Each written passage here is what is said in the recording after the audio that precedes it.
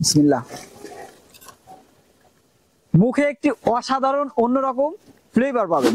এই গুড়টি ডেলিভারি ম্যানের হাত থেকে নিয়ে খুলে এবং আপনি চাইলে সামান্য সাইড থেকে খেয়েও দেখতে পারেন।